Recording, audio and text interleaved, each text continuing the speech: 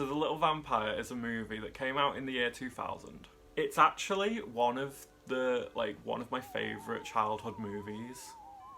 This review is probably going to be biased, but I'll try and keep it unbiased.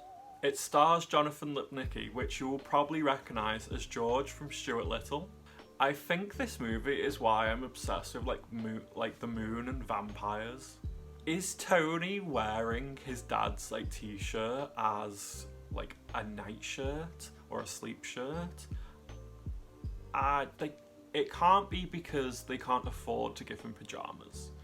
I know this used to be a thing with lower class families because they wouldn't be able to afford pyjamas for their kids, but these people aren't poor. You see, their house is massive. They've just moved to Scotland from America, and Tony's dad works for I don't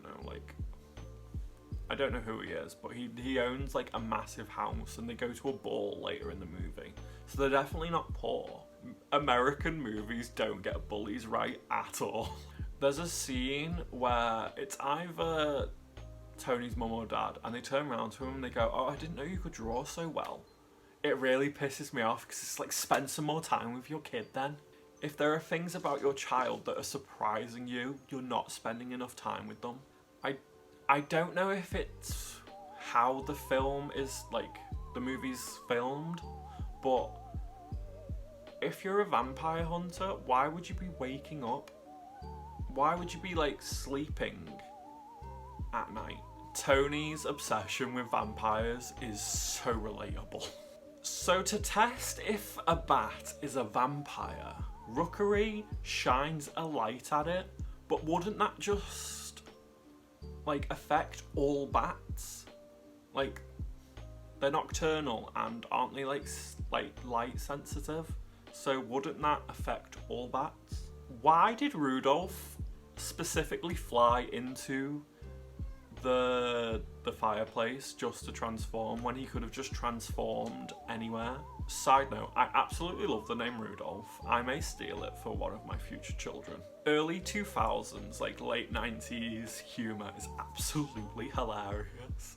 There's a scene where, so after Rudolph transforms into a vampire, or into a human, into his human form, vampire form, whatever,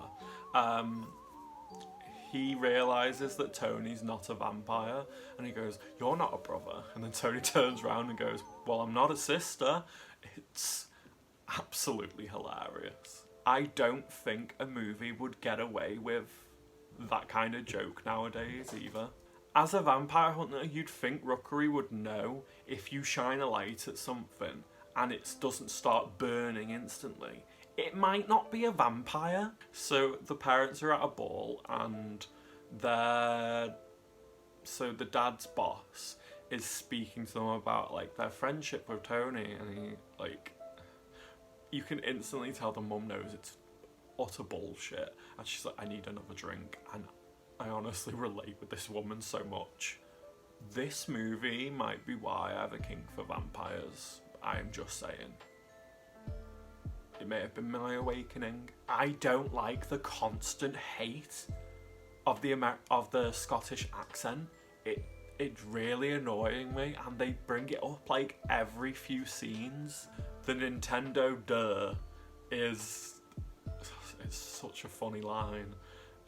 I genuinely miss this kind of humour.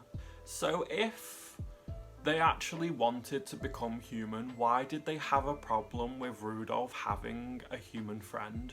Tony's vision eye roll, it genuinely annoys me, and I think it's because it's a child acting and it's a little but it's the fact that they never do it again. It's just in one scene, so why do it at all? I love that the cows are all slowly turning into vampires. So early 2000s logic, of course that the dad works for the guys whose ancestor found the vampire amulet. Conveniently. So if the family solely drink the blood of cows or animals, they don't I don't think they specify. Why does Gregory still have cravings for human blood? I love how punk Gregory is. It's so funny that they muzzle him. Like, I don't remember that scene from when I was a kid. Well, obviously I kind of remember it, but it's like maybe started me off on another kink. It's a nice change that Tony isn't like he's not confused by vampire customs. Everyone just ignores Anna's obsession with Tony, because we all know if it was the other way round, everyone would have a little bit of an issue. Again, 2000s movie logic. Rookery turns up with a drill the exact moment they need one. And I say again, early 2000s logic. Of course the amulet is hidden in Tony's house. I love that the call brought the cows as well. I think it's actually really cute that they've become a part of the clan. The clan didn't have to be so extra, and I absolutely love that they went like, they turned the dial up to 11. How did Rookery know which bedroom was Tony's? The fact that they weaponized the cows, like the cow pats, is hilarious.